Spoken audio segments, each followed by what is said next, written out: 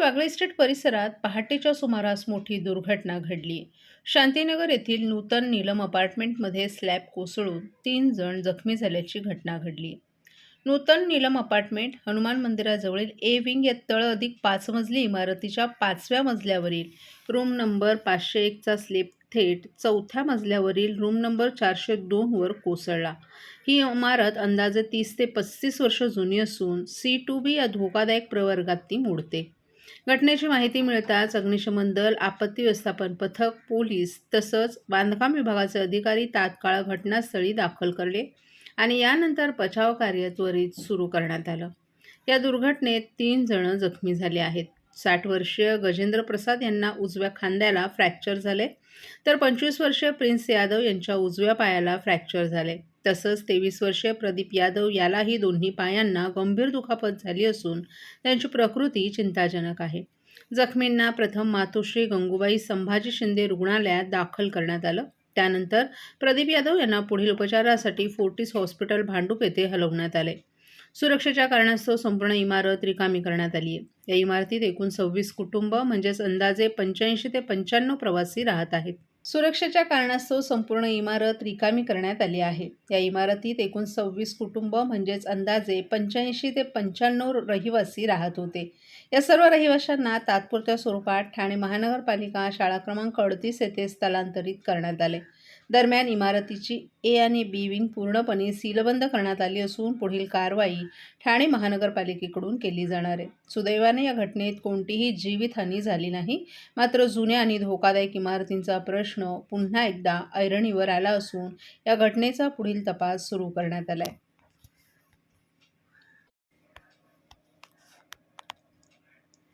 वनमंत्री गणेश नाईक हे अनुभवी नेते असून त्यांनी अनेक वर्ष मंत्रिपद भूषवले. त्यामुळे त्यांनी जबाबदारीने माहिती विचारली असावी. त्याला नगरविकास खात्याकडून उत्तर मिळालं तर वाट टळतील, मात्र त्याऐवजी वेगळंच वळण दिलं जात असल्याचं आमदार संजय केळकर यांनी स्पष्ट केलंय. यावेळी या वादाचा कोणताही परिणाम ठाणे महानगरपालिकेतील महायुतीवर होणार नाही असंही त्यांनी स्पष्ट केले.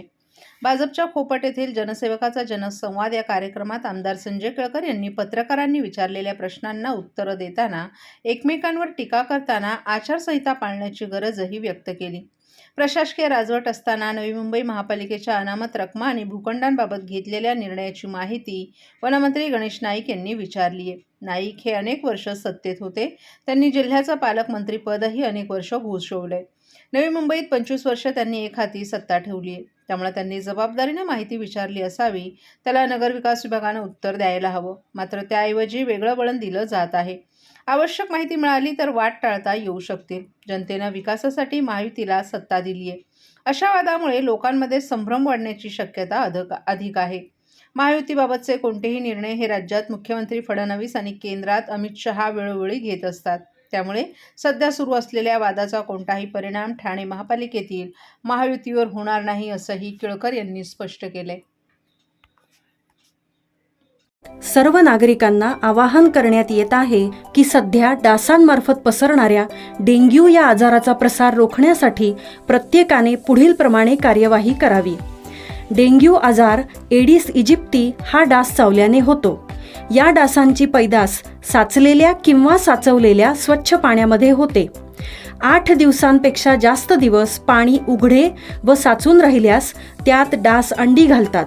अंड्यांच्या अळ्या तयार होऊन पुढे डास तयार होतात. यासाठी आपल्या घरातील पाणीसाठे उदाहरणार्थ बॅरल्स, पिंपे, टाक्या, हौद, रांजणे इत्यादी दर आठवड्याला रिकामे करून घासून पुसून कोरडे करून पुन्हा भरावे. 1 दिवस कोरडा दिवस म्हणून पाळावा. पाणी साठ्यांना घट्ट झाकणे बसवावीत किंवा जुनी साडी, चादर, धोतर यांनी बांधून झाकून ठेवावीत.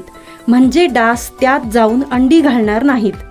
घराच्या गच्चीवर, आजूबाजूला, अंगणात कोठेही पाणी साचू देऊ नये. भंगार सामान उघड्यावर टाकू नये. उदाहरणार्थ टायर्स, प्लास्टिक सामान, कुंड्या, टाकाऊ वस्तू इत्यादी. अशा सामानात पावसाचे पाणी साठून त्यात डेंग्यूच्या डासांची पैदास होते. घरातील कूलर्स, फ्रीजच्या पाठीमागील ट्रे हे देखील वेळोवेळी कोरडे करावेत. लक्षात ठेवा, नुसत्या फवारणीने डास घनता कमी होत नाही, तर त्यासाठी डास पैदास ठिकाणे नष्ट करणे ही आपल्या सर्वांची जबाबदारी आहे. कोणताही ताप अंगावर न काढता जवळच्या शासकीय रुग्णालयात मोफत औषधोपचार घ्या. अशा प्रकारे नागरिकांनी सहकार्य केल्यास डेंग्यूचा प्रसार रोखणे सहज शक्य आहे.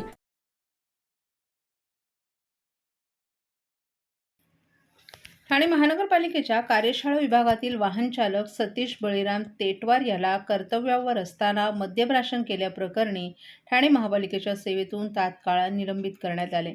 आज ठाणे महानगरपालिकेच्या कार्यशाळा विभागातील वाहन चालक सतीश बळीराम तेटवार तसंच खाजगी वाहन चालक विपुल भरत बनकर हे वाहन क्रमांक MS04KU2323 मध्ये कार्यालयीन वेळेत मद्यप्राशन करत असल्याचं निदर्शनास आलं. प्रशासनाने या घटनेची तात्काळ दखल घेत संबंधित दोन्ही वाहन चालकांना तपासणीसाठी छत्रपती शिवाजी महाराज रुग्णालय येथे पाठवले. वैद्यकीय अधिकाऱ्यांनी केलेल्या तपासणीत दोघांनीही मद्यप्राशन केल्याचं स्पष्ट झाल्याचा अहवाल देण्यात आलाय. हा प्रकार अत्यंत गंभीर असून महाराष्ट्र नागरी सेवा अन्वये सतीश तेटवार या वाहन चालकाला आज रोजीच्या प्रभावानं तात्काळ सेवेतून निलंबित करण्यात आले. तर विपुल भरत बनकर हा खाजगी वाहन चालक असल्यानं त्याबाबतची माहिती पोलीस प्रशासनास कळवण्यात आली असल्याचं प्रशासनाकडून सांगण्यात आलं. खरं तर आत्ताच ही माहिती मला मिळालेली आहे आणि त्या माहितीनुसार मी आयुक्तांशी आणि त्याची माहिती घेऊन कठोर कारवाई करण्याच्या आपण नक्कीच करू. ठाण्यातून नाशिकच्या दिशेनं जाणाऱ्या साकेत पुलाचं काम पूर्ण झाल्यानंतर आजपासून सुमारे 200 मीटरचा भाग वाहतुकीसाठी सुरू करण्यात आलाय. त्यामुळे वाहनधारकांना तात्पुरता का होईना परंतु मोठा दिलासा मिळालाय. गेल्या काही महिन्यांपासून दुरुस्ती आणि मजबूतीकरणाच्या कामामुळे हा पूल बंद होता. त्यामुळे भिवंडी मार्गावर तसंच मुंबई ठाणे दरम्यान मोठ्या प्रमाणावर वाहतूक कोंडी निर्माण होत होती. साधारणतः 5 ते 10 मिनिटांचा प्रवास करण्यासाठी वाहन चालकांना अर्धा ते 1 तास खर्च करावा लागत होता. आता पुलाचा पुन्हा एक भाग सुरू झाल्यामुळे वाहतुकीचा ताण काही प्रमाणात कमी झालाय. येत्या मे महिन्याच्या अखेरीस उर्वरित कामही पूर्ण होणार असल्याची माहिती प्रशासनाकडून देण्यात आली आहे. सर्व कामं पूर्ण झाल्यानंतर ठाणे मुंबई आणि ठाणे भिवंडी मार्गावरील वाहतूक कोंडी मोठ्या प्रमाणात कमी होईल असा दावा वाहतूक पोलिसांनी केला आहे. दरम्यान सकाळ आणि संध्याकाळच्या गर्दीच्या वेळी वाहतुकीची परिस्थिती सुधारेल अशी अपेक्षा वाहन चालकांकडून व्यक्त केली जात आहे. ठाणेकरांसाठी ही नक्कीच दिलासादायक घडामोड मानली जाते. कधी हा पूल सुरू झाला आणि किती फायदा होईल? सर्वप्रथम MSRDC आणि नॅशनल हायवे अथॉरिटीचे अधिकारी आणि टीमचे अभिनंदन, त्यांना शुभेच्छा देखील की आता नुकताच आम्ही हा ब्रिज वाहतुकीसाठी सुरू करून देण्यात आलेला आहे. आता वाहनांची रेलचेल पण वाढलेली आहे. वाहनं देखील मोठ्या प्रमाणामध्ये नाशिकच्या दिशेने जोरात जात आहेत. कॉन्क्रीटचा ब्रिज आहे, मोठा आहे, त्यामुळे पूर्वी जो वाहन चालकांना त्रास व्हायचा, स्लो जायचे, आता त्याच्यामध्ये थोडासा फरक पडून गती वाढून जाईल. बराचसा परिणाम जो पावसाळ्यामधला आमचा त्रास होता, या वाहन चालकांचा जो त्रास होता तो देखील दूर होणार. आता वॅकेशन येते, 10वी 12वीच्या परीक्षा चालू आहेत, त्यामुळे वाहन चालकांना देखील मोठ्या प्रमाणात दिलासा मिळेल. थँक्यू.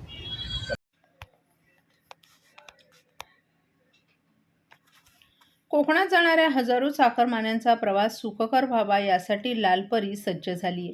एसटी महामंडळ ठाणे विभागानं कोकणात जाण्यासाठी 75 जादा गाड्या सोडण्याचा निर्णय घेतलाय. त्यामुळे रेल्वे तसंच अन्य गाड्यांमधून रेटारेटी करत गाव गाठणाऱ्या चाकरमान्यांना दिलासा मिळालाय.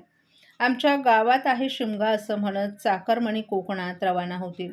सुरक्षित आणि सुखरूप प्रवासासाठी महाराष्ट्र राज्य परिवहन महामंडळाच्या लालपरीला होळीच्या सणात चाकरमान्यांची पहिली पसंती मिळते.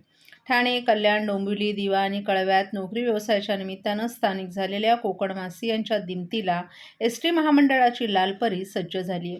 ठाणे विभागातील विविध आगारांमधून दापोली, खेड, चिपळूण, गुहागर तसंच रायगड जिल्ह्यातील महाड या मार्गावरून गाड्या धावणार आहेत. एसटीने प्रवास करणाऱ्या महिलांसह ज्येष्ठ नागरिकांना जाहीर केलेली सवलत मिळणार आहे.